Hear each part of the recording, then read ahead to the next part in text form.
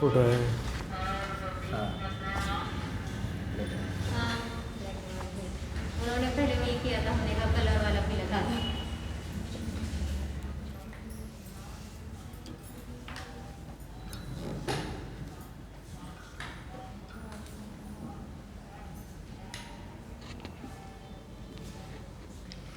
ओम नमः सिद्धिभ्यः नमो अरिहन्ताणं नमो सिद्धाणं नमो आयर्याणं नमो उवज्झायाणं नमो लोये सव्वसाहूणम्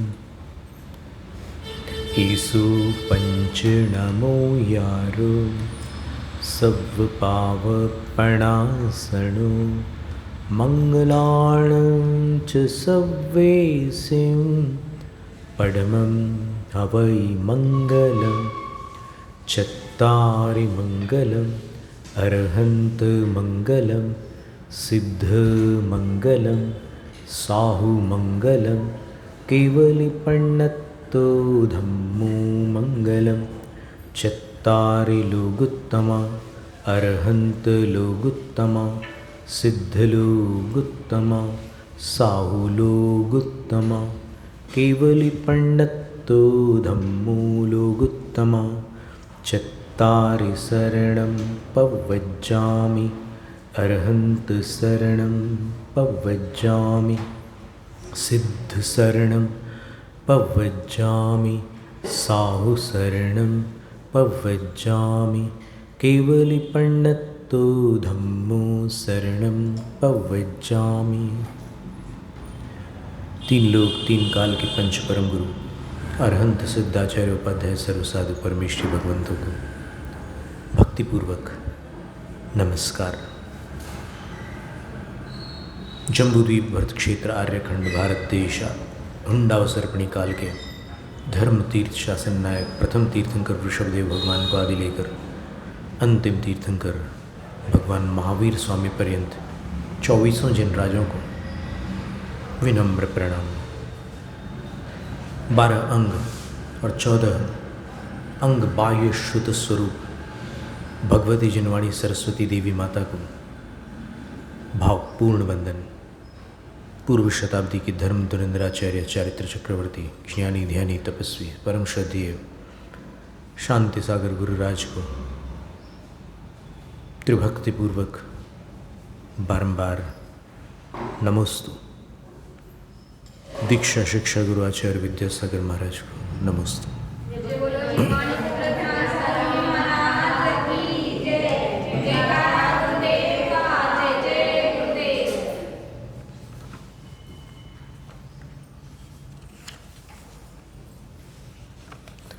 स्वात्मस्थितः सर्वगतः समस्त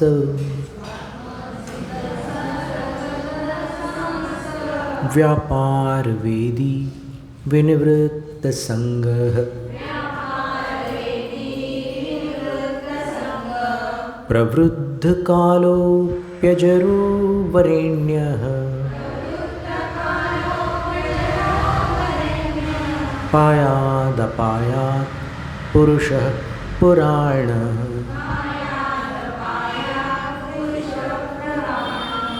परैरचिन्त्यन् युगभारमेकः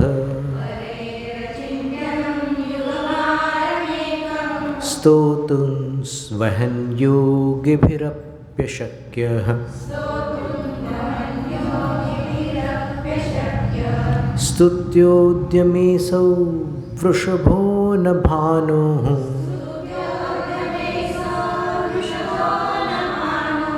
किमप्रवेशे विशति प्रदीपः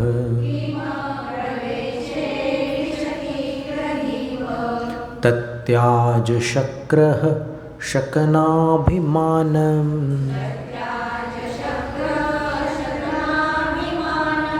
नाहं त्यजामि स्तवनानुबन्धम्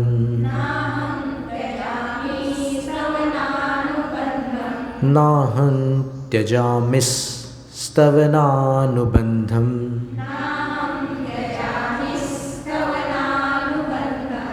स्वल्पेन बोधेन ततोऽधिकार्थम्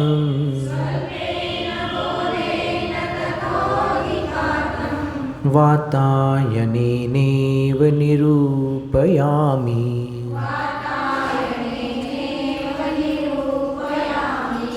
त्वं विश्वदृष्ट्वा सकलैरदृश्यो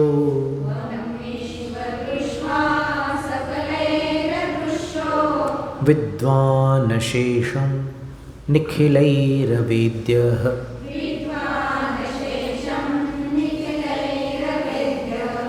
वक्तुं कियान् कीदृश इत्यशक्यः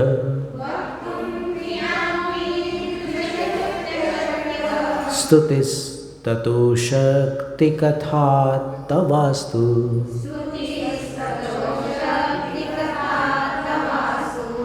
व्यापीडितं बालमिवात्मदोषैः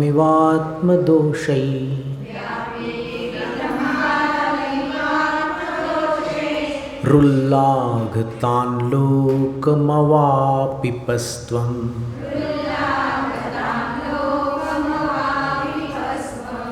हिताहितान्वेषणमान्द्यभाजः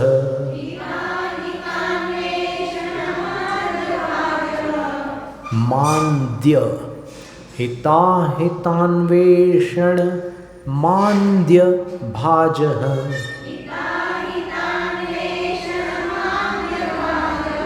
सर्वस्य जन्तोरसि बालवैद्यः।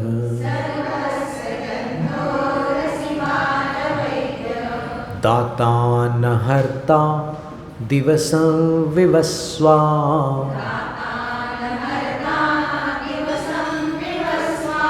नद्यश्व इत्यच्युतदर्शिताशः।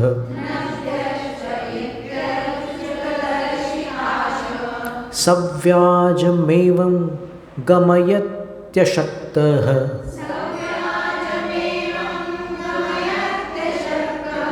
क्षणेन दत्से भिमतन्नताय।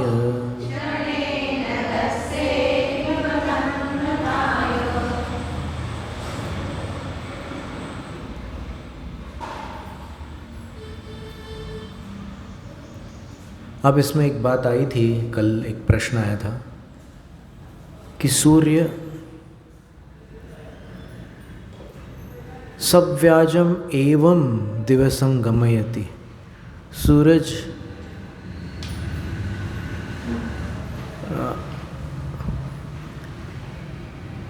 आशा दिखाकर यूं ही दिन गंवा देता है, बिता देता है, अशक्त, वो किसी को कुछ दे नहीं सकता।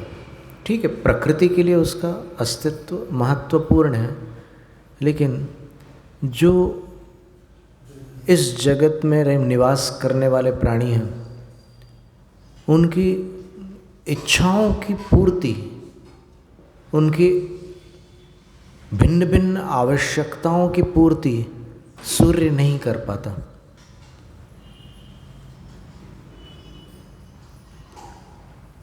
अद्य, श्व, आज, कल इति, इस प्रकार दर्शित आशा, वो आशा दिखाता है कि चलो तुम्हारा काम आज हो जाएगा, आज नहीं हुआ तो बोलते कि कल हो जाएगा, कल नहीं तो फिर उसके बाद, ऐसे कल कल कल करते करते समय निकल जाता, काम नहीं होता। वास्तव में देखा जाए तो अशक्त है, क्योंकि सारे प्राणी कर्म बंधन से बद्ध है और किसका कौन क्या कर सकता है। जब निधत निकाचित कर्म उदय में आते हैं तो कोई कुछ नहीं कर सकता, लेकिन भगवान के विषय में कह रहे हैं कि आप नताय, जो नतमस्तक है, उसके लिए अभिमतं दत्त से अभीष्ट वस्तु प्रदान करते हैं। अब वो अभीष्ट वस्तु क्या हो सकती है?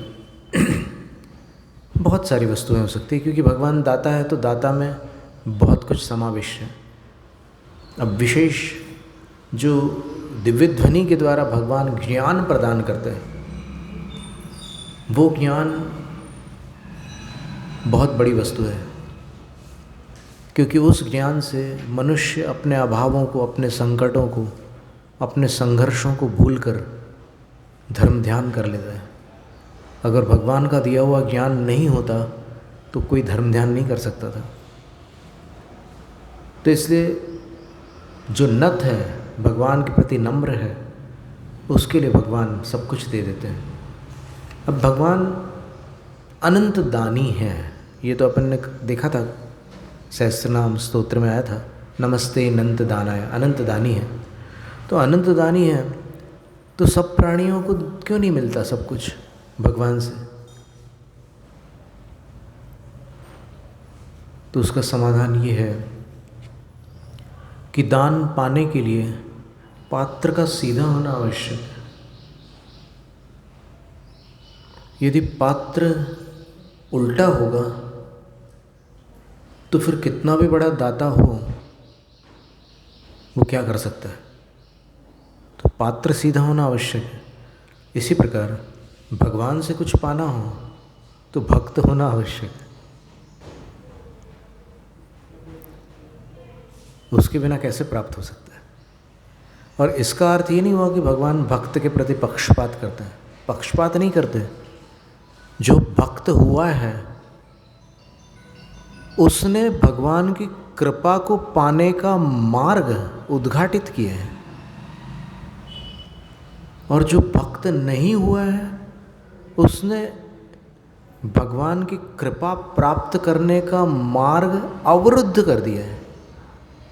तो अब इसमें भगवान क्या करें? वो तो लेने वाले और न लेने वाले पर निर्भर करता है ना। किसी ने न लेने का उपाय कर लिया है तो फिर उसको नहीं मिलता, और कोई अगर लेने वाला पात्र हो गया है तो फिर उसको मिलता है। ऐसा है। अब इसके उपरांत 7वां काव्य है, बहुत सुंदर काव्य है। उपैति भक्त्या सुमुखः सुखानि त्वयि स्वभावात्, त्वयि यहाँ स्वराघात आएगा, त्वयि स्वभावात् विमुखश्च दुःखम सदावदातद्युतिरेक रूपस। नीचे वाला स तीसरी पंक्ति के अंत में उच्चारित होगा। सदावदातद्युतिरेक रूपस तयोस त्वमादर्श इवावभासि।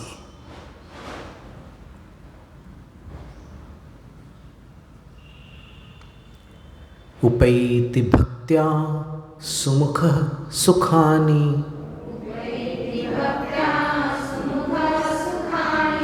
त्वयि स्वभावात् विमुखश्च दुःखम् सदावदातद्युतिरेकरूपस् तयोस्त्वमादर्शैवावभासि।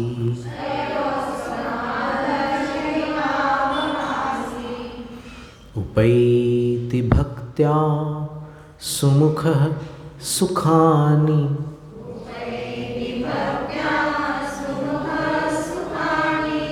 त्वयि स्वभावात् विमुखश्च दुःखम्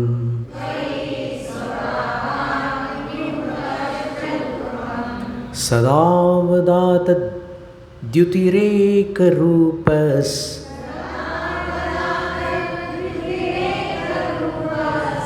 तयोस्त्वमादर्शैवावभासि।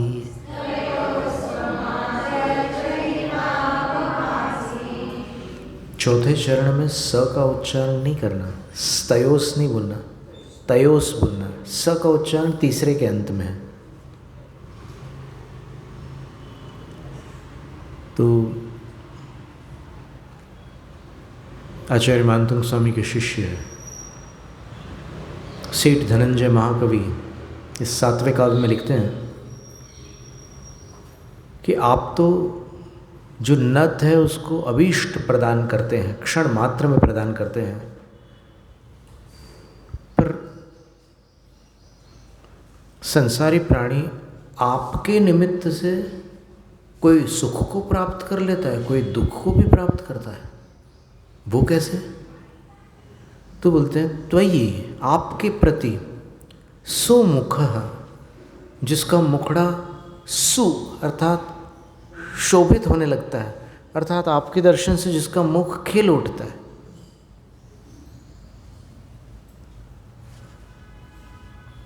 वह भक्त्या, भक्ति के कारण सुखानि उपैति, सुखों को प्राप्त करता है। और त्वयि, आपके प्रति, स्वभावात्, अपने दुष्ट स्वभाव के कारण, विमुखश, जो विमुख रहता है, अर्थात जो आपको पसंद नहीं करता, वह दुखम उपैति, दुख को प्राप्त होता है। यानी सीधी सी बात है कि जो आपके प्रति सुमुख है वह सुखी होता है, और जो आपके प्रति दुर्मुख है वो दुखी होता है। अब सुमुख अपनी भक्ति से सुखी होता है और दुर्मुख अपने दुष्ट स्वभाव से दुखी होता है। पर इन दोनों के बीच आप कैसे हैं? आप भक्त के प्रति कैसे हैं और दुष्ट स्वभाव वाले के प्रति कैसे हैं? तो ये उत्तरार्ध में दिया है। पूर्वार्ध 2 पंक्तियों का है, उत्तरार्ध 2 पंक्तियों का है। छंद कौन सा है, स्मरण है आपको? उपजाति, 11 अक्षरों का छंद होता है। इसमें जो प्रथम अक्षर लघु हो तो उपेंद्र वज्रा, और प्रथम अक्षर गुरु हो तो इंद्र वज्रा। लेकिन ये छंद देखिए, इसमें चारों चरणों में प्रथम अक्षर लघु है, इसलिए ये छंद उपजाति नहीं है, ये छंद उपेंद्र वज्रा है। दिख रहा है आपको? उपैति, ऊ क्या है? लघु है कि गुरु? लघु है। त्वयि, त्व क्या है? लघु है। फिर सदा, सदा में स क्या है? लघु है। फिर तयो, त क्या है? लघु है। तो चारों चरणों का प्रथम अक्षर लघु है, इसको उपेंद्र वज्रा कहेंगे, इन उपजाति नहीं कहेंगे। और इससे पूर्व वाले काव्य अपन एक बार देख लें, एक झलक, कि सारे के सारे उपजाति हैं कि अलग अलग हैं।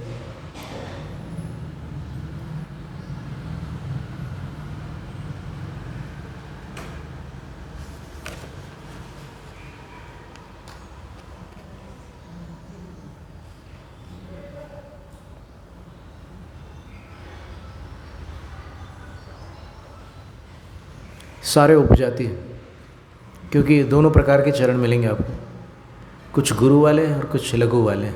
लेकिन इस 7वें काव्य में सारे प्रथम अक्षर लघु है, इसलिए ये छंद उपजाति न होकर उपेंद्र वज्रा है। 11 अक्षर का छंद होता है।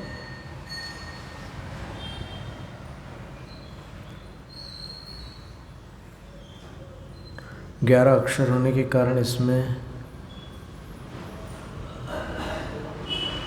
3 तो गण होंगे, यानी 3-3 अक्षर के समूह को गण कहते हैं। तो 3 गण होंगे तो 9 अक्षर हो जाएंगे, और 2 उनसे भिन्न अतिरिक्त अक्षर होंगे जो या तो लघु होंगे या गुरु होंगे। अब अंत में 2 होने के कारण दोनों गुरु होंगे।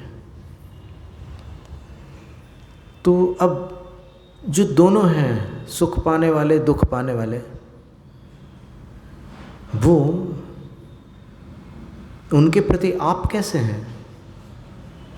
तो बोले आप तो वैसे आप अवदात द्युति ही, स्वर्ण जैसी द्युति यानी कांति वाले हैं। तो आदिनाथ भगवान का ही चित्रण ही है। स्वर्ण जैसी कांति वाले आप, त्वम, चौथे चरण में त्वम शब्द है। तयोस्त्वम आदर्श आप, तयो हो उन दोनों के प्रति सदा हमेशा एक रूप रहते। आप भक्त से राग नहीं करते और जो दुष्ट स्वभाव वाले हैं उनसे द्वेष नहीं करते। आप दोनों के प्रति तटस्थ रहते हैं।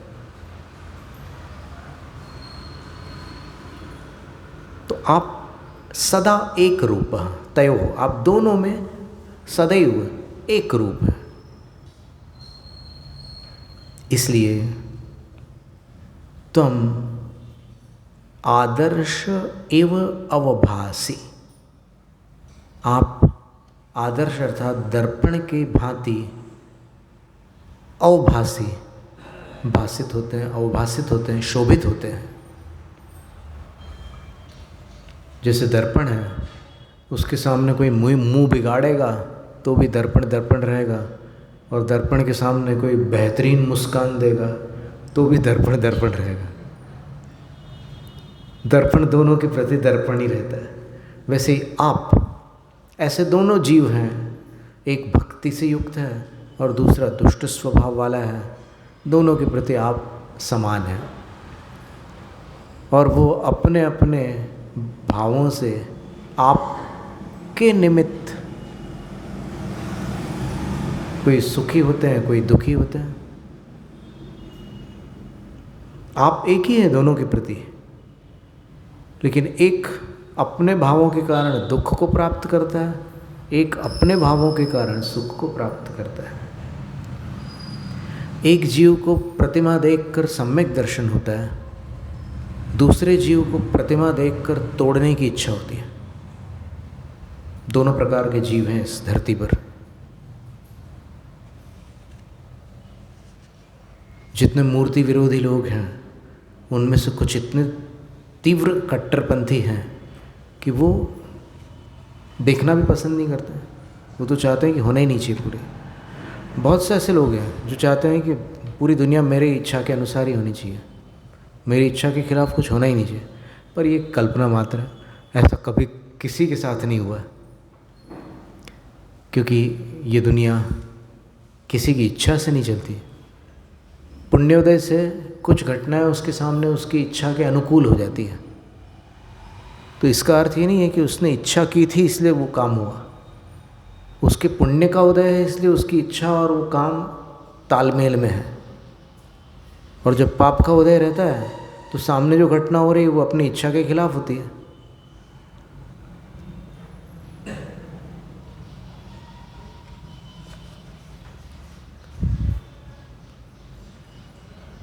तो ये भगवान का एक अनोखा गुण है कि भगवान भक्त पर राज़ी नहीं होते और नास्तिक पर नाराज़ नहीं होते। और ये गुण है वीतरागता। भगवान वीतरागता है, वीतरागता से संपन्न है। वैसे देखो तो वीतरागता को अपन सैद्धांतिक भाषा में क्या कहेंगे? शास्त्रीय भाषा में क्या कहेंगे वीतरागता को? ये तो आध्यात्मिक भाषा होगी। वीतराग शब्द जो है आध्यात्मिक है।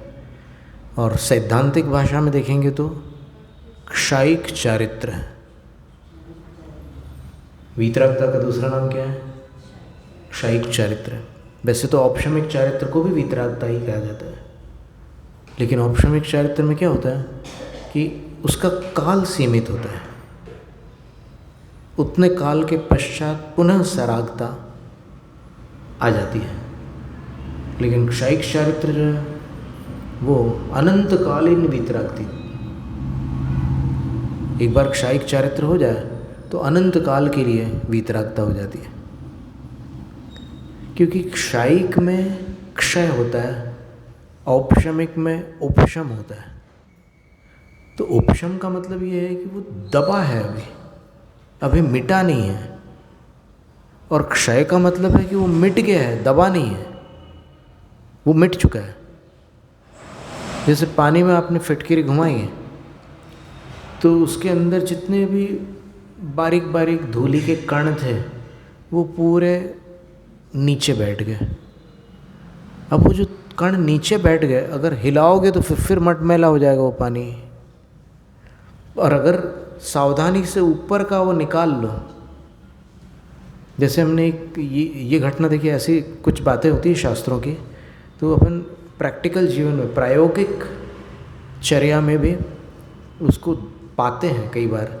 जैसे हमने शिखर जी में देखा था, तेरापंथी कोटि में, जहाँ पर चौका था, वहाँ पर आहार के लिए जब जाते थे, तो वहाँ जो माता थी वो क्या करती थी कि वो अनार का रस जो निकालती थी, तो अनार का रस निकालने के बाद थोड़ी देर में ऊपर वाला स्वच्छ हो जाता है और नीचे थोड़ा गाढ़ा जम जाता है।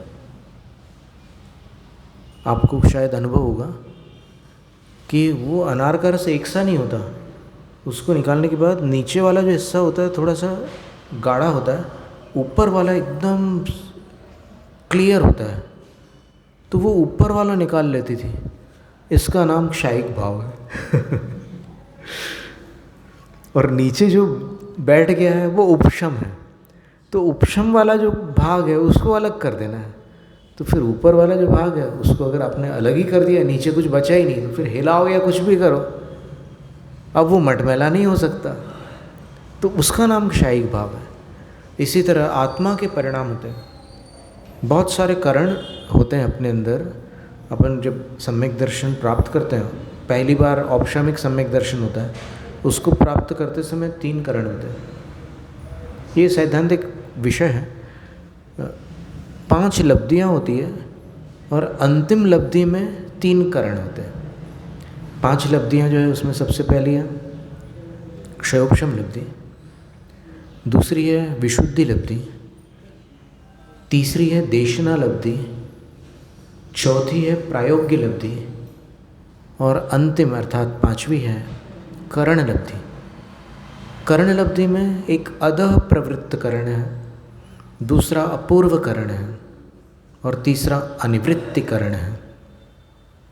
इसके बाद ये सब काम हो गया तो अभी तत्काल सम्यक दर्शन नहीं होगा, थोड़ी देर के लिए अंतरकरण का काल आता है, विश्राम लेता है वो जीव, और फिर सम्यक में प्रवेश होता है उसका, और प्रवेश काल में असंख्य गुणी निर्जरा करता है। चूँकि अविरत सम्यक दृष्टि व्रत रहित है, तो उसकी निर्जरा अनवस्थित बताई है। जो गुणश्रेणी निर्जरा, असंख्यात गुणश्रेणी निर्जरा हुई उसको प्रवेश के समय, तो वो प्रवेश के ही समय हुई है, वो सर्वकाल नहीं है। फिर कभी करना चाहे निर्जरा, तो फिर निर्जरा के प्रत्यय को प्राप्त कर ले, यानी निर्जरा के किसी भी कारण को वो अपना ले जो उसकी भूमिका में शक्य है, तो निर्जरा हो सकती है असंख्य गुणी। जैसे समोसरण का वर्णन अपन ने पढ़ा था तिलवे पंडिती में, तो तिलवे पंडिती में ये लिखा था कि वहाँ 12 सभाओं, 12 जो कक्ष होते हैं, सारे श्रोता कक्ष में प्रवेश करने से पूर्व भगवान की प्रदक्षिणा लगाते हैं। स्मरण है आपको? तिलवे पंडिती के चतुर्थ महाधिकार में यतिवृषभाचार्य महाराज ने लिखा था कि वहाँ सीधे जाकर के अंदर धम्म से नहीं बैठ जाते हैं, वो 3 परिक्रमा लगाते हैं जिनेंद्र भगवान की, और परिक्रमा लगाने के बाद में फिर अचंत सम्मोहम नाहम, वो सम्मुख होकर के अर्चना करते हैं, पीठ पीछे से अर्चना नहीं की जाती। और भगवान चतुर्मुखी होते हैं, उनका एक केवल ज्ञान का अतिशय है कि केवल ज्ञान जिनको हो जाता है वो 4 मुखी होते हैं, 4 मुख उनके दिखाई देते हैं। तो वो सम्मुख होकर के, जो पूर्व दिशा में, वो पूर्व दिशा के मुख के सम्मुख हो जाएगा, जो पश्चिम में है वो पश्चिम के सम्मुख हो जाएगा। सम्मुख होकर के अच्यंती नाहम, उन नाथ की, जिनसे प्रार्थना की जाती है उनको नाथ कहते हैं, उनकी अच्यंती अर्चना करते हैं। कौन करते हैं? 12 गणा ते, वे 12 प्रसिद्ध समूह, अर्थात मुनि महाराज भी उनकी अर्चना करते हैं। केवल गृहस्थ लोग नहीं, मुनिराज भी अर्चना करते हैं। तो अर्चना के द्रव्य कहाँ से लाते होंगे? क्योंकि अर्चना की परिभाषा जो आई है धवला की 8वीं पुस्तक में, अपन देख लेते हैं अर्चना की परिभाषा क्या है। क्योंकि अभी इस युग में बहुत से लोग अर्चना शब्द को लेकर के भी बोलते हैं कि अरे वो भावों की बात है। बोले जहाँ कोई बात उनके मान्यता से भिन्न हो तो वो ऐसे आड़े टेढ़े रास्ते निकालते हैं। कोई बात नहीं है, सबको सिद्धालय में मिलना है तो अभी दुश्मनी क्यों?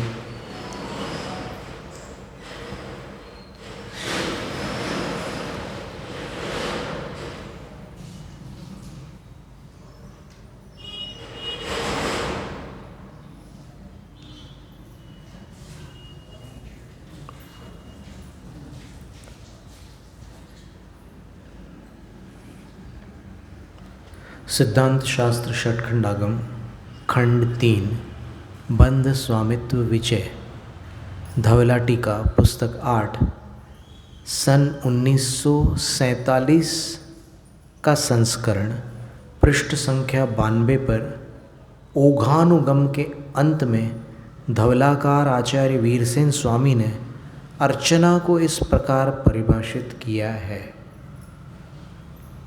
चरु बलि पुप्फ फल गंध धूव दीवादीहि सग भत्ति पगासो अर्चना नाम।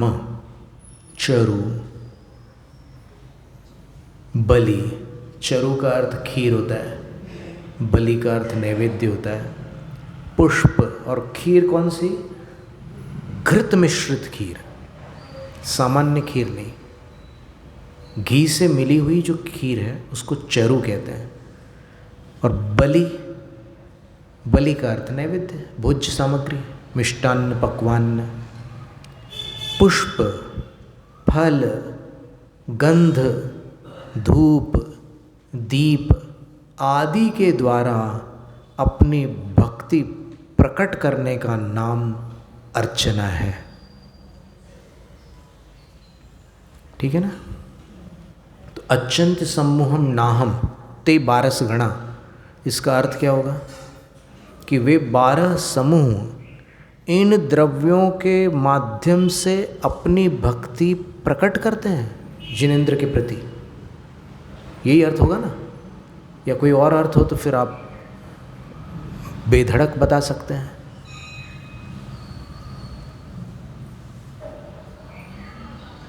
तो प्रश्न होता है कि फिर वो जो मुनियों का समूह है वो ये द्रव्य कहाँ से लाएगा? तो चिंता की कोई बात नहीं है, केवल मुनियों का समूह नहीं, और भी वैसे कई समूह हैं जो द्रव्य नहीं ला सकते। लेकिन वहाँ समवसरण में कमी किस बात की है? वहाँ तो सब कुछ उपलब्ध है। तो वहाँ जो पीठ है, 3 पीठ है, आसन है, वहाँ द्रव्य उपलब्ध होते हैं। तो मुनिराज प्रासुक द्रव्यों से तीर्थंकर की पूजा करते हैं और थोदून स्तुई से ही सैकड़ों स्तुतियों के द्वारा फिर वो स्तवन करते हैं, सैकड़ों स्तोत्रों के माध्यम से वो स्तुति करते हैं और असंख्यात गुण श्रेणी कर्म निर्जरा करके नियनीय कोठेषु पविसंति, अपने अपने कोठों में प्रवेश करते हैं। अब आप सोचो कि समवसरण में भगवान की सभा भूमि में आने वाले भव्य जीव अपने स्थान पर कब बैठते हैं? जब वो असंख्यात गुण श्रेणी कर्म निर्जरा कर चुके होते हैं, उसके बाद बैठते हैं। चारित्रसार ग्रंथ में अभी हमारे पास प्रश्न आया था एक प्रतिमाधारी दीदी का कि मंदिर में ये कृतिकर्म की विधि करनी चाहिए कि नहीं करनी चाहिए। कुछ लोग मना करते हैं कि मत करो। तो वो विधि जैसी शास्त्र में बताई है उस ढंग से आप करोगे तो कोई मना नहीं करेगा। शास्त्र में क्या विधि बताई है? तो चारित्रसार ग्रंथ में लिखा है कि जब देव वंदना के लिए आप जा रहे हैं तो वहाँ पर देव वंदना में अंचेमी, पूजेमी, वंदामी, नमनसामी चारों क्रियाएं हैं। जैसा संयोग बन जाए, ये ज़रूरी नहीं है कि साधु को हमेशा द्रव्य मिल ही जाए। कभी कोई श्रावक साधु से निवेदन करे कि हे मुनिवर, हम थाल लेकर के आए हैं, आप भी इसमें से प्रासुक द्रव्य लेकर भगवान की अर्चना कर सकते हैं, या फिर आप इसमें हाथ लगा लीजिए। आजकल ये शॉर्टकट चलता है, बहुत ज़माना ही शॉर्टकट का है, तो हाथ भी लगवा लेते हैं। निर्वाण लाडू में भी हाथ लगवाते हैं, तो इसमें कोई दोष नहीं है। अरे हाथ लगाना तो दूर की बात हो गई, हाथ में लेकर चढ़ा सकते हैं साधु प्रासुक द्रव्यों को। मूलाचार ग्रंथ में ये कथन स्पष्ट रूप से आया हुआ है, वो भी देख लीजिए।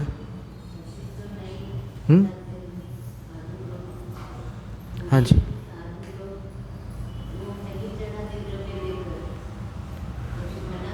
मना करते हैं ना, तो वो बात ऐसी है ना कि कोई जैसी जानकारी जिसके पास है वैसी उसकी प्रवृत्ति होती है।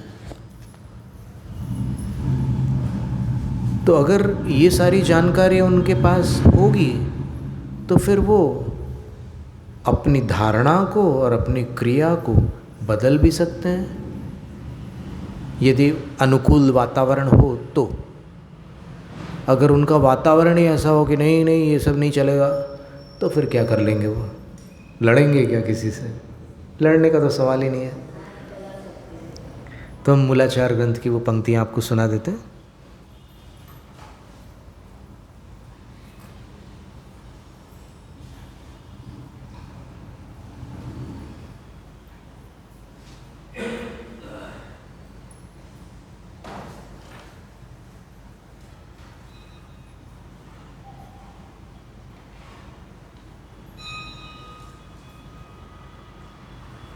अभी जो हमने मूलाचार ग्रंथ यहाँ पर खोला है अपने शास्त्र भंडार में, वो भारतीय ज्ञानपीठ से प्रकाशित प्रति है।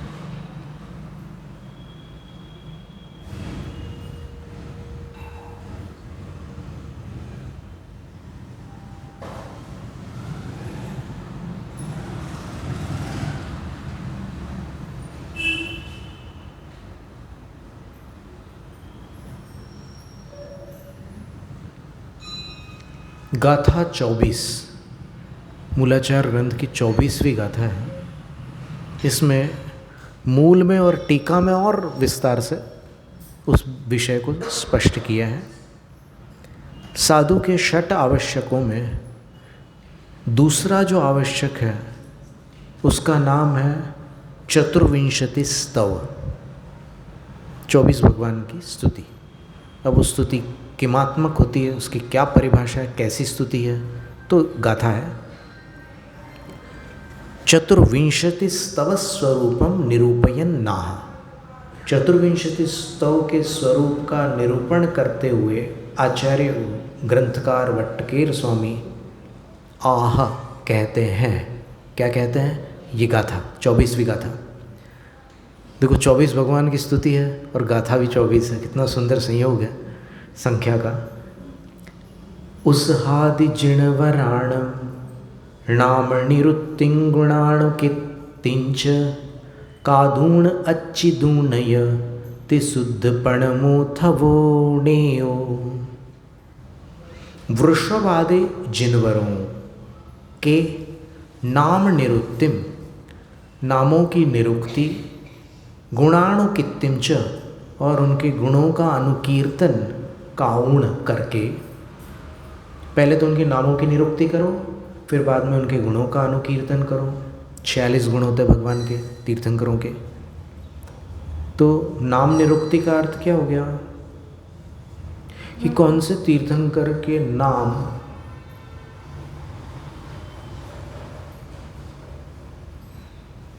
कैसे बने हैं। वृषभ इसका क्या अर्थ है? ये शब्द कहाँ से बना? क्योंकि कोई भी भगवान ऐसे नहीं है जिनका नाम यूं ही रख दिया गया हो। वो सारे सार्थक नाम वाले भगवान हैं तीर्थंकर। तो वृषभ, इसमें दो भाग हैं, एक वृष और एक भ। तो वृष का अर्थ होता है धर्म। आपने सुना है कभी? वृष का अर्थ धर्म होता है। छैठाला में एक पंक्ति आई है, जिन वच में शंका न धार वृष, भव सुख वांछा भाने। पंडित कविवर दौलत राम जी ने लिखा है तीसरी ढाल में, 8 अंगों का, सम्यक दर्शन के 8 अंगों का चित्रण करते हुए, जिन वच में शंका न धार। निशंकित अंग वो होता है जिसमें जिन वाणी पर शंका नहीं होती, जिन वचन के प्रति शंका नहीं धारण की जाती। और निष्कांक्षित अंग क्या होता है? वृष भव सुख वांछा भाने। धर्म से सांसारिक सुख की वांछा भाने, भंग हो जाती है। यानी अब देखो, अगर सम्यक दृष्टि जीव होगा, निष्कांक्षित अंग का धारी होगा, सम्यक दर्शन के 8 अंग होते हैं, तो सम्यक दृष्टि के पास उसका जो सम्यक दर्शन है उसका निष्कांक्षित अंग भी होगा। तो निष्कांक्षित अंग क्या कहता है कि वृष धर्म से सांसारिक सुख की कामना नहीं होगी। क्या सम्यक दृष्टि में सांसारिक सुख की कामना होती है? हाँ या ना?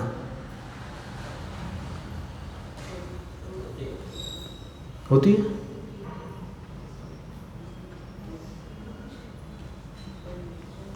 और मतदान करिए।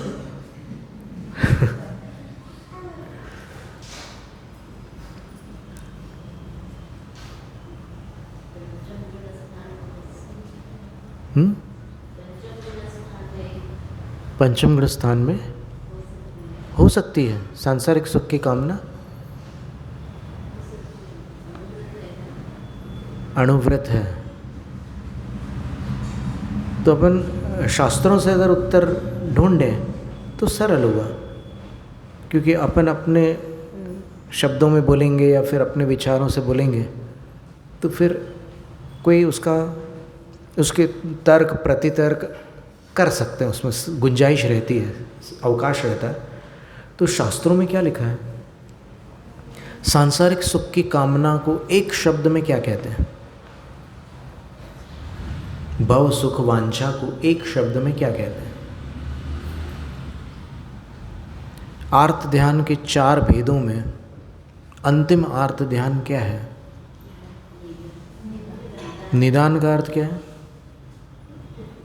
सांसारिक सुख की कामना। तो निदान कौन से गुणस्थान तक होता है? यानी कौन सी भूमिका तक होता है? तो इसका उत्तर है, सर्वार्थ सिद्धि में लिखा है कि प्रमत्त संयतानाम निदान वर्जन आर्तत्रयम भवति।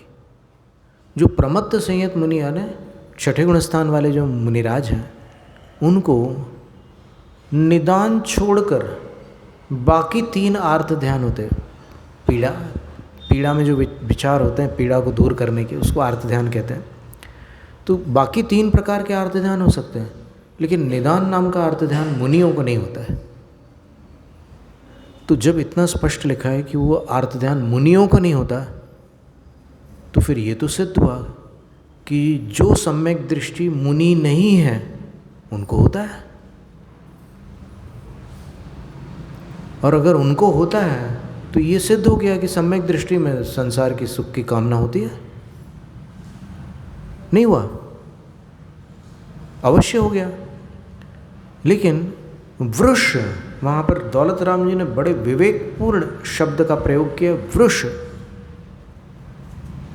धर्म को लेकर सांसारिक सुख की कामना नहीं होती, वैसे होती है लेकिन धर्म को लेकर, मैं जो धर्म कर रहा हूँ उसके बदले मुझे सांसारिक सुख मिलेगा तो ठीक, और नहीं मिला तो धर्म मेरे किसी काम का नहीं, मैं छोड़ दूंगा।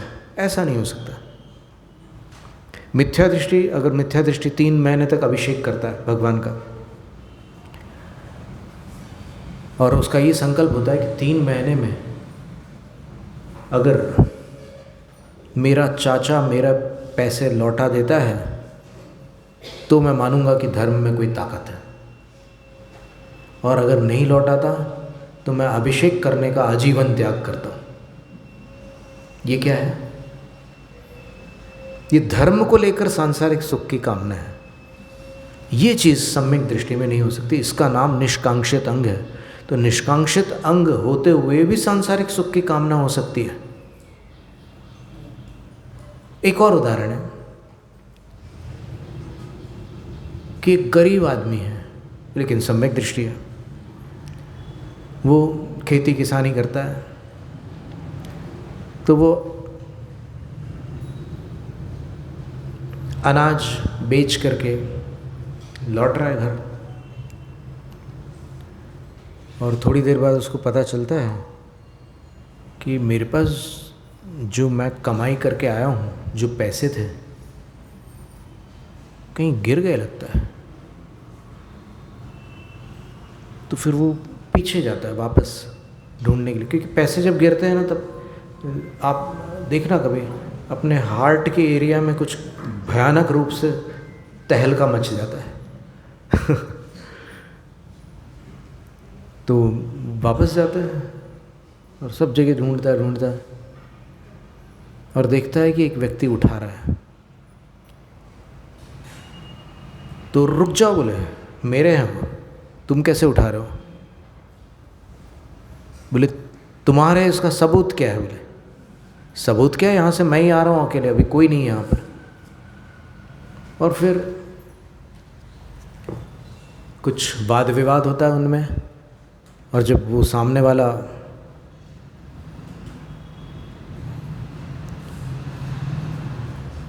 सीधे ढंग से नहीं मानता, तो फिर ये सम्यक दृष्टि टेढ़े ढंग से मनवाता है उसको। और जब मामला मुखिया तक जाता है, ग्राम प्रमुख तक, पंचायत तक, तो उसके लिए भी ये राजी होता है, लड़ने के लिए तैयार होता है। वहाँ पर जाकर के सब अपने पास जो भी है वो सब कहने के लिए तैयार है कि मैं कहाँ गया था, कैसे मैंने व्यापार किया था, और फिर किसने मुझे धन दिया और कितना दिया, वो सब कुछ बताता है। तो एक सम्यक दृष्टि जीव इतनी उठापटक पैसे के नाम पर करता है, और वही सम्यक दृष्टि यदि मान लो बहुत प्रतिभा संपन्न हो, उसके पास वक्तृत्व शैली हो, लेखन शैली हो, काव्य कला हो, संगीत कला हो, बहुत कुछ हो, और उसको अगर कोई प्रलोभन देता है कि तुम हमारे यहाँ आ जाओ, तुम वो छोड़ो, बोले देखो वहाँ तुम हो, सुखी नहीं हो, गरीब हो, हम तुम्हें माला माल कर देंगे, तुम उनको छोड़ दो, तब क्या परिणाम होता है? तब उसका क्या उत्तर होता है? तब उसका उत्तर ये होता है कि अगर सारे विश्व की संपदा भी तुम मुझे दे दो तो भी मैं देव शास्त्र गुरु को और जिन धर्म को नहीं छोड़ सकता। मैं भूखा मर जाऊं तैयार हूँ, लेकिन इस कीमत पर, इस शर्त पर, इस कंडीशन पर मैं विश्व की संपदा नहीं चाहता। इसका नाम है निष्कांक्षित अंग। कांक्षा न करना निष्कांक्षित अंग नहीं है।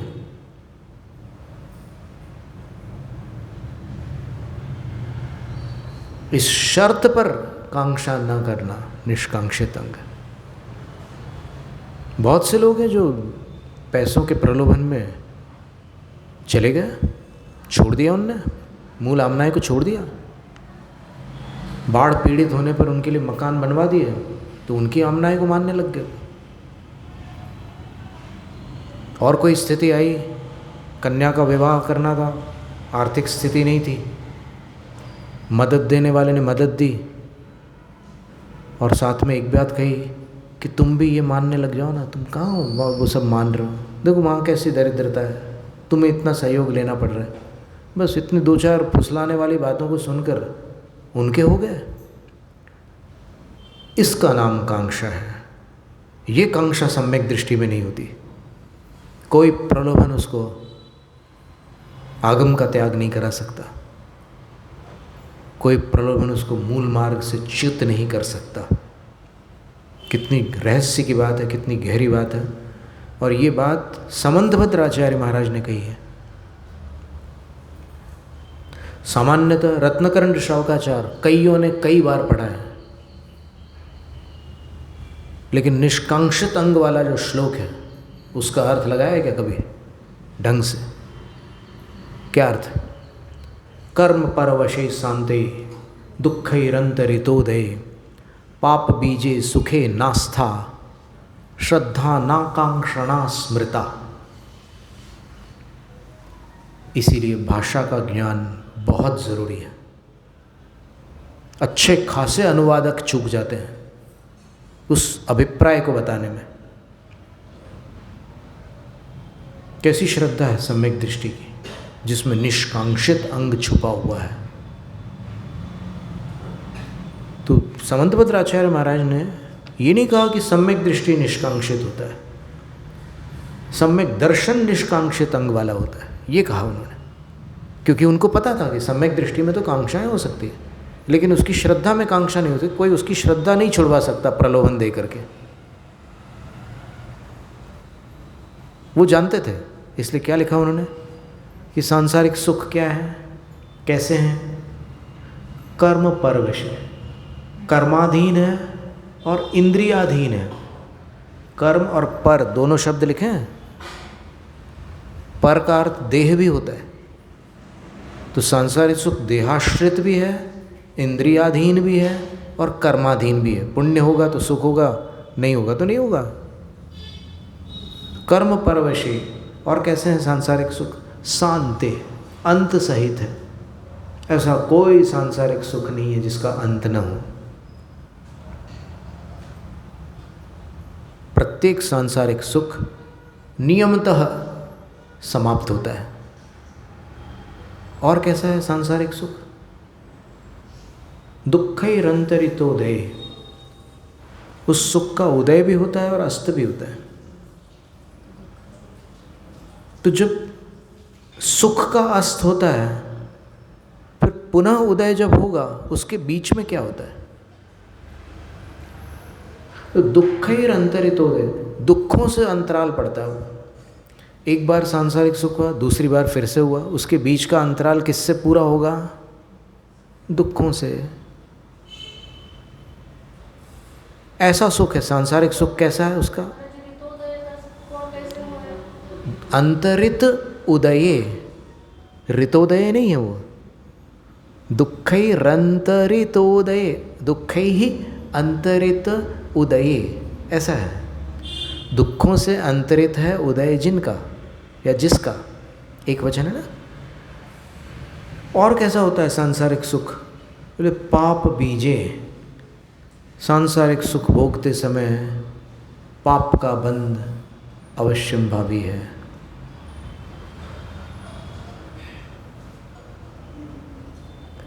एक इसमें कंडीशन है, एक अपवाद है। वो ये है कि यदि आप भोजन सामग्री गुरु को दान में दे करके फिर उसका सेवन करते हैं, तो फिर वो जो दान दिया आपने वो महापुण्य का हेतु बन जाता है। लेकिन जो आप भोग कर रहे हैं उस समय कर्म का बंध तो होगा, क्योंकि वो रागपूर्वक होता है ना भोग। भोजन करते समय आप कैसे करते हैं भोजन? वीतराग भाव से करता है कोई भोजन? चबा ही नहीं सकता वीतराग भाव से। गले के नीचे ले जा सकता है क्या वीतराग भाव से? कदापि नहीं। तो उससे बंध तो होगा। तो पाप बीजे, वो सांसारिक सुख पाप का बीज अर्थात कारण है। उस सुख के प्रति सुखे नास्था। निष्कांक्षित अंग में दो बातें बता रहे हैं कि सम्यक दृष्टि जीव की आस्था उस सुख के प्रति ऐसी है। वो कैसा सुख है? तो सम्यक दृष्टि जीव को पता है कि ये क्षणिक है, और जितने विशेषण दिए हैं वो उस सुख को सच्चा सुख नहीं मानता। सुख तो मानता है क्योंकि साता से ही होता है वो, तो सुख तो है। व्यावहारिक जगत में तो उसी का नाम सुख है ना। सुख तो मानता है लेकिन पारमार्थिक सुख नहीं मानता,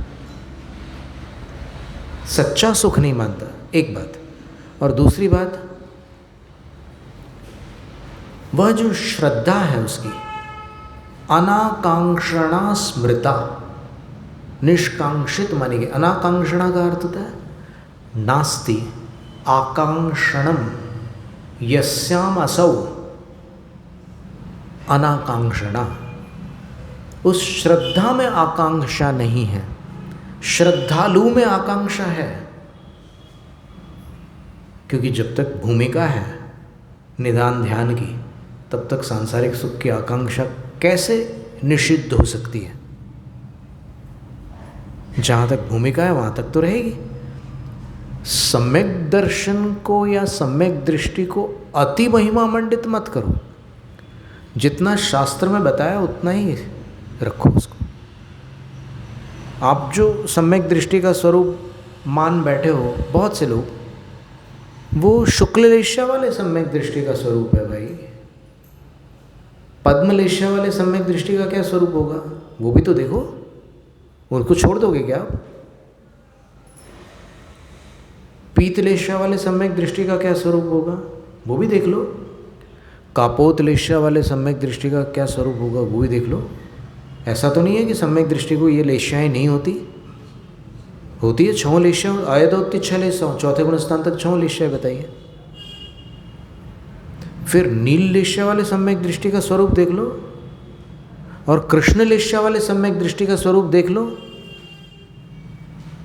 चंडो न मुझे वेरम भंडन सीलो ये धम्मदय रहियो। जब कृष्ण लेशा आ जाती है सम्यक दृष्टि जीव को, तो फिर वैर छोड़ने को तैयार नहीं होता। बदला लेकर रहूँगा, ऐसे इतना आवेश आ जाता है उसको।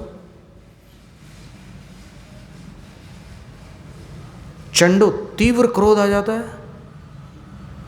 भंडनशीलो अपशब्द बोलने लग जाता है सम्यक दृष्टि जीव। धम्म दय रहियो, धर्म और दया से रहित हो जाता है।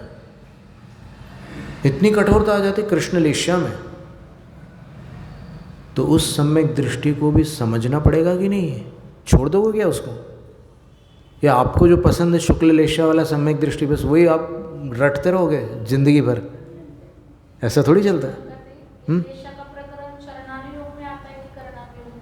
ये न चरणान योग में आता है न करणान योग में आता है। लेशा जो है ये सिद्धांत में आती है, कर्म सिद्धांत में, द्रव्यान योग में।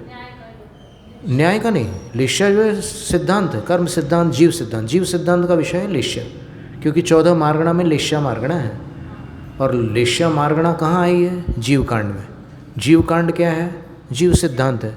और जीव सिद्धांत कौन सा अनुयोग है? तो जितने लोग बोलते हैं कि ये कर्णानुयोग है, वो मोक्ष मार्ग प्रकाशक में पंडित टोडरमल का अनुकरण करते हैं। वस्तुतः ये कर्णानुयोग नहीं है। क्यों नहीं है? क्योंकि हम आपको बताते हैं, महापुराण, रत्नकरण शावकाचार, धर्म रत्नाकर, यशस्तिलक चंपू, क्रियाकलाप, पंचास्तिकाएँ आदि सभी ग्रंथों में जहाँ जहाँ 4 अनुयोगों का वर्णन है, वहाँ वहाँ ये लेश्या और कर्म सिद्धांत आदि को द्रव्यानुयोग में ग्रहण किया गया है, कर्णानुयोग में नहीं। पर एक विद्वान के कहने से आज तमाम लोगों ने ये अपनी धारणा बना ली। कहाँ तक उचित है? आप विचार कीजिए। देखो, टोडरमल जी का जो स्वभाव था वो ऐसा नहीं था कि आप मेरी बात को ही मानो। वो कई बार कह चुके हैं कि भाई मुझे कई चीज़ें नहीं आती। देखो, जब हम लोग गोमटसार कर्मकांड पढ़ रहे थे, आचार्य श्री पढ़ाते थे,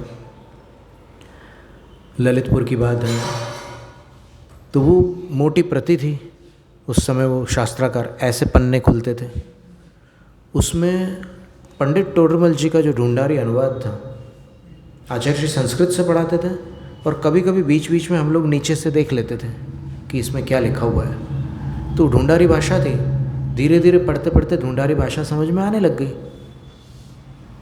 तो उसमें उन्होंने अनेक बार ये लिखा है कि याको अर्थ मोकु भासे नाही है, यानी यहाँ जो ऊपर जो लिखा हुआ है संस्कृत प्राकृत में, उसका अर्थ मेरी समझ में नहीं आया है।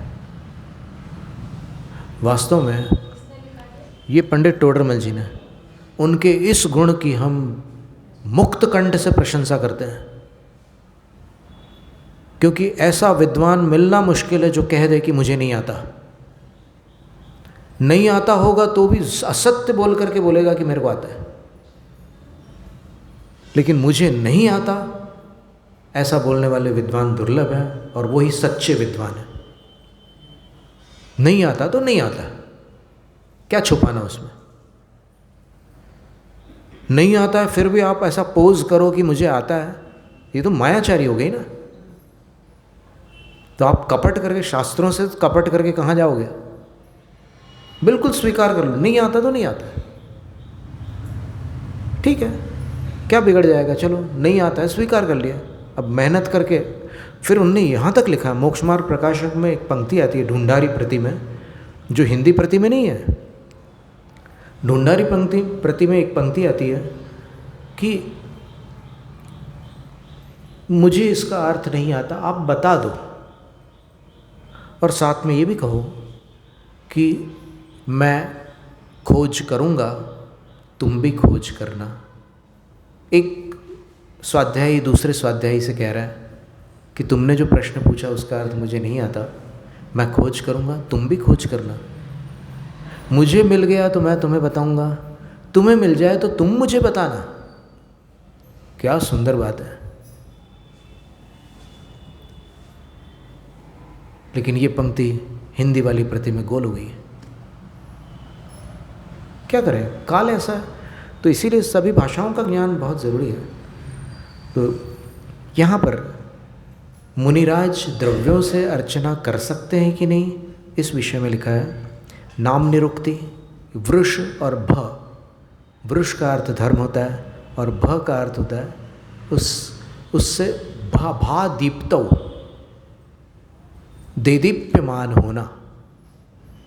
जो धर्म से देदीप्यमान है अर्थात प्रकाशित है, वो वृषभ है।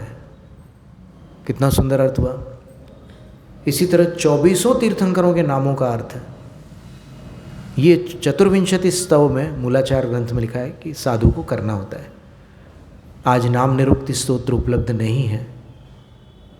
हमने पंडित पन्नालाल साहित्याचार्य जी से कहा था कि पंडित जी आप बताइए कि सभी तीर्थंकरों के नाम भाषा की दृष्टि से किस प्रकार बनते हैं। तो फिर उन्होंने एक कागज़ में हमें लिख करके दिए थे वो नाम। फिर वो कागज़ तो अभी मिल नहीं रहे, हम बहुत दिनों से ढूंढ रहे हैं, पर जितनी स्मृति थी हमें उसके आधार पर हमने कुछ श्लोक लिखे हैं संस्कृत में। कभी आपको हम सुना सकते हैं कि जिसमें 24 भगवान के जो नाम हैं वो कैसे बनते हैं उसका वर्णन है। वृषभ, अजित, शंभव, अभिनंदन, सुमति, पद्मप्रभ, सुपार्श्व, चंद्रप्रभ, पुष्पदंत, शीतल, फिर श्रेयांस, वासु, पूज्य, विमल, अनंतजित, धर्म, शांति, कुंतु, अरह नहीं, मल्ली, मुनिसुव्रत, नमि, अरिष्टनेमि, पार्श्व और महावीर। इन सब के अर्थ बड़े सुंदर अर्थ है। कभी देख, अरह क्यों बोलेंगे, जब है ही नहीं तो क्यों बोलेंगे। बोलते हैं तो अब हम क्या करें उसके लिए, जो बोलते हैं तो बोलो।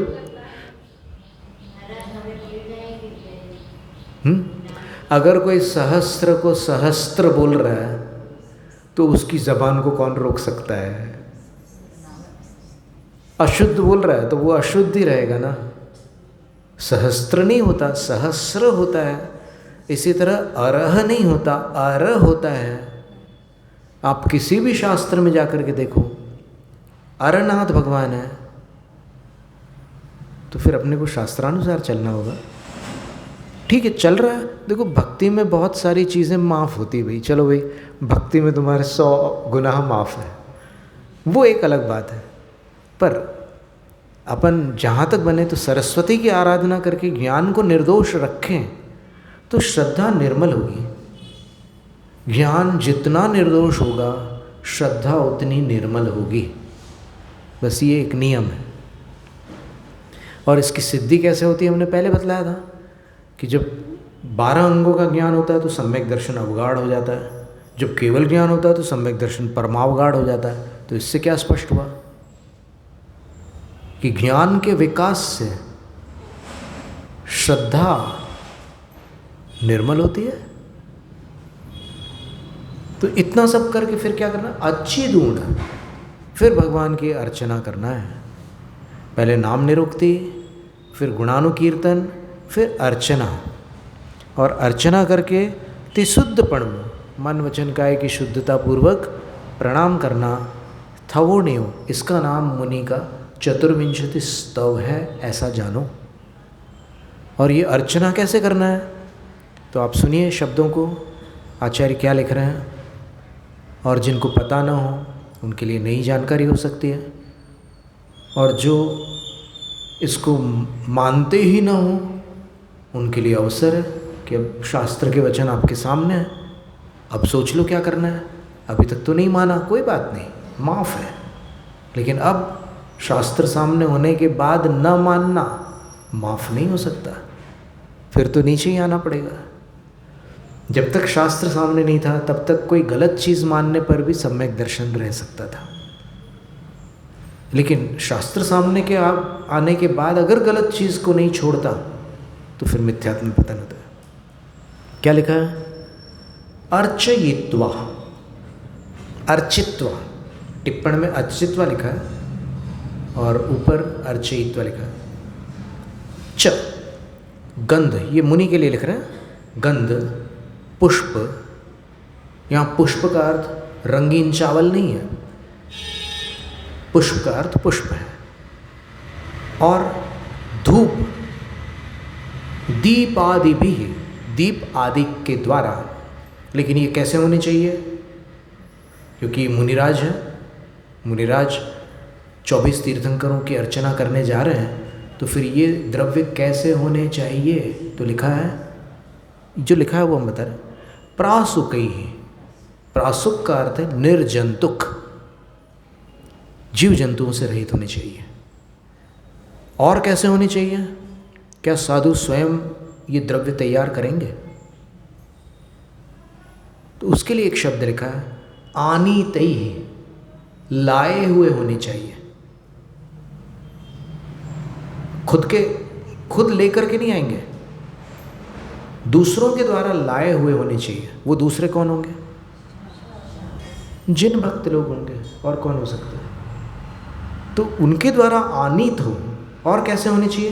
दिव्य रूपैश्च, सुंदर होने चाहिए वो द्रव्य, कुरूप द्रव्य नहीं चलेंगे। साधु जब पूजा करेंगे भगवान की तो फिर ऐसे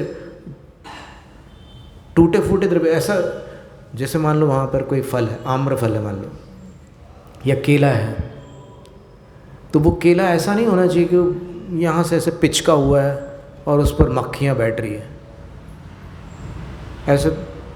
ऐसे द्रव्य नहीं चलेंगे, दिव्य रूप मनोहर होने चाहिए। और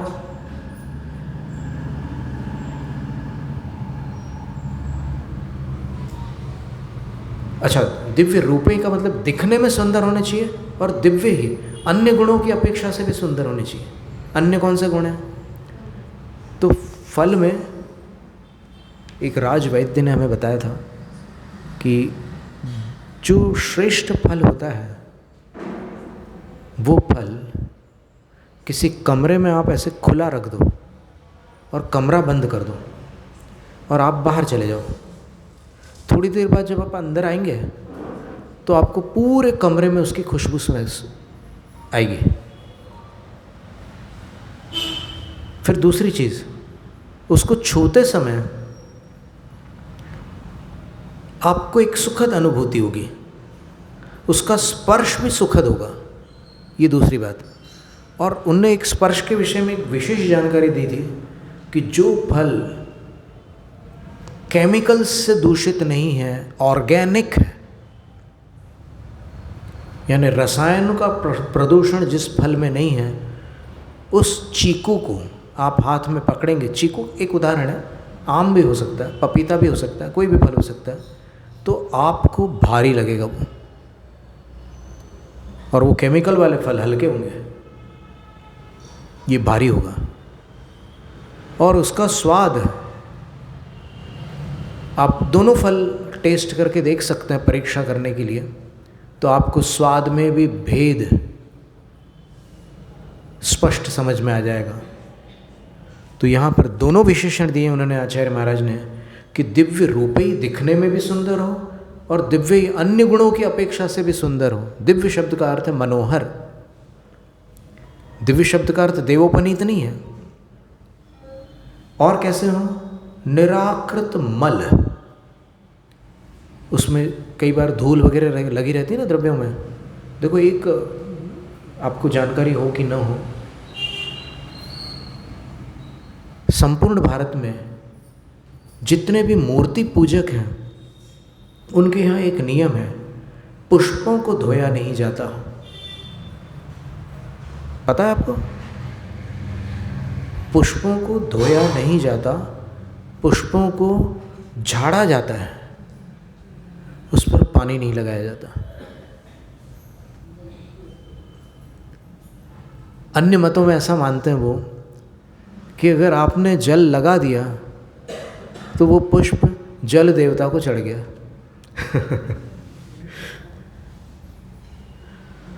तो उसकी विधियां हैं, अलग अलग द्रव्यों की अलग अलग विधियां हैं।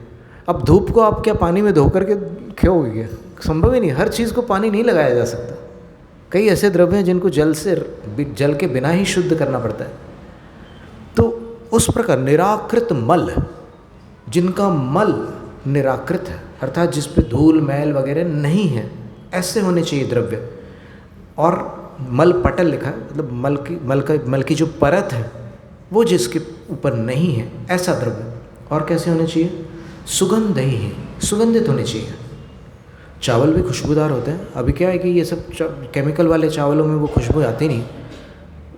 बनारसी जो चावल आते हैं छोटे वाले, फिर छत्तीसगढ़ का जो तुलसी माला चावल आता है, और भी विभिन्न देहरादून का जो चावल बड़े बड़े, जो ओरिजिनल चावल है ऑर्गेनिक, उस चावल को जब आप बनाते हैं, पकाते हैं, तो उसकी खुशबू घर तक सीमित नहीं रह सकती। बाहर रोड से कोई निकलेगा ना तो वो दृढ़तापूर्वक कहेगा कि यहाँ भात बन रहा है। ऐसा खुशबूदार अक्षत हो, मुनि महाराज जो चढ़ा रहे हो। और बस और नहीं है, इसके बाद इतना ही पर्याप्त है। इनसे चतुर्विंशति तीर्थकर पद युगलानाम अर्चनम कृत्वा, 24 तीर्थंकरों के चरण कम युगल की अर्चना करके फिर क्या करते हैं? अन्य से अश्रुतत्वात् तेषामेव ग्रहणम। 24 भगवान की ही अर्चना क्यों कह रहे हैं मुनि के लिए? तो बोले कि सबकी अर्चना नहीं करते हैं जी मुनि महाराज, अन्य से अन्य वो शासन देवता आदि जो हैं उनकी अर्चना मुनिराज नहीं कर सकते हैं। ये शब्द देखिए आप, एक एक कितने महत्व के शब्द। अन्येषाम अश्रुतत्वात्, अन्य जो है 24 भगवान से जो अन्य है वो कौन है? जिनालय की बात चल रही है ना। ये 24 तीर्थंकरों की स्तुति कहाँ करेंगे भगवान? मुनिराज मंदिर में ही कर रहे हैं। तो फिर अन्य से, वहाँ मंदिर में अन्य भी है कि नहीं है? आप किसी भी प्रतिष्ठा शास्त्र में देखिए, कोई ऐसी गाथा है जो निषेध करती हो, कोई ऐसा श्लोक है जो निषेध करता हो कि जिनेंद्र भगवान के अलावा कुछ भी नहीं होगा मंदिर में, है क्या? कदापि नहीं। चंवर वाले देव रहेंगे, शासन यक्ष यक्षी रहेंगे, और भी कई प्रकार के धरणेन्द्र पद्मावती आदि कितने सारे तमाम जो जिनेंद्र भगवान के भक्त हैं, बहुत सारी स्थापनाएं रहती हैं मंदिरों में।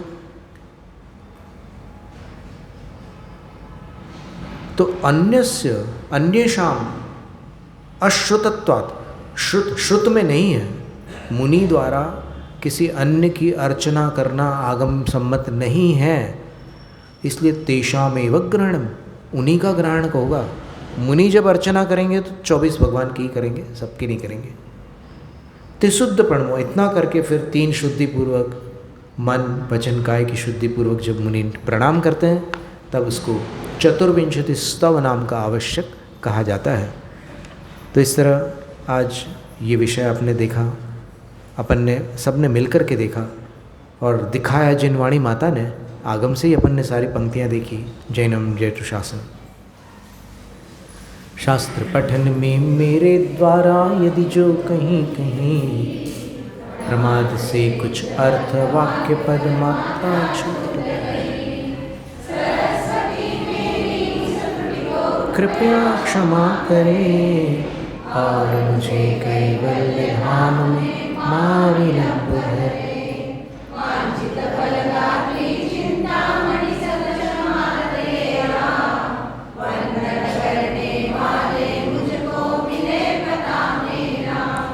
बोधि समाधि विशुद्ध आत्म सिद्धि मुझको मिले, और मैं पा जाऊँ मोक्ष।